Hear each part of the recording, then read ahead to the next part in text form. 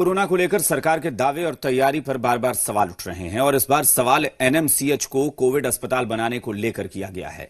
IMA यानी Indian medical association senior vice president ने यह सवाल उठाया है कि किस आधार पर एनएमसीएच को कोविड हॉस्पिटल बनाया गया है। वहीं कोरोना जांच को लेकर भी सरकार पर सवाल उठ रहे हैं। 20,000 के दावे किए जा रहे हैं, लेकिन अभी तक यह आंकड़ा पहुंचा नहीं है। उधर स्वास्थ्य सिस्टम पर सवाल उठे तो स्वास्थ्य मंत्री लगातार अस्पतालों और तैयारियों का जायजा ले रहे हैं। एनएमसीएच को कोविड अस्पताल बनाने पर उठे सवाल।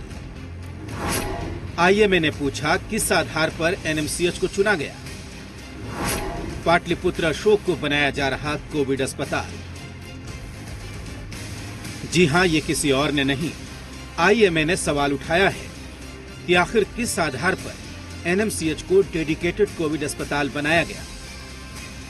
सवाल इसलिए कि एनएमसीएच का चुनाव डेडिकेटेड कोविड अस्पताल के तौर पर कैसे किया गया।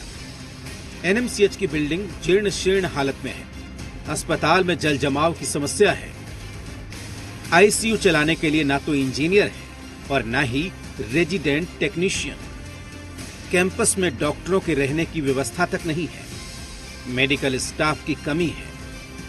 आईएमए का कहना है कि एनएमसीएच की जगह पीएमसीएच या फिर आईजीआईएमएस को कोविड अस्पताल बनाया जाना चाहिए था।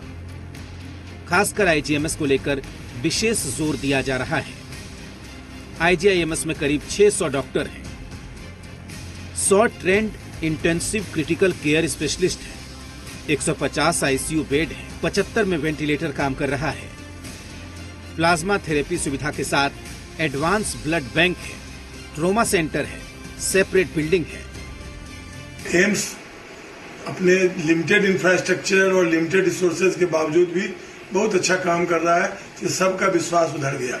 लेकिन नालंदा मेडिकल कॉलेज जो शुरू से ही पूर्णतः विकसित अस्पताल नहीं था, जिसका इंफ्रास्ट्रक्चर भी कमजोर था, ह्यूमन रिसोर्सेज भी कम था, उसको कोविड अस्पताल के रूप में घोषित किया जाना मेरी समझ में सही नहीं था।